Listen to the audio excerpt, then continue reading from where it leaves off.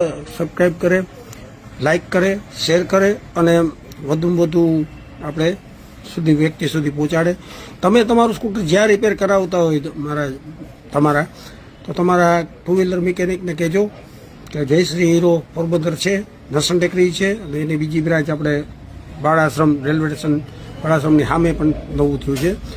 તો ભીમભાઈએ બહુ સરસ મજાનો અગાઉના તમે વિડીયા જોજો, એમાં લાઈવમાં મેં કીધું છે ને કારીગરો જાજા બધા આવ્યા હતા આખા પોરબંદર જિલ્લાના.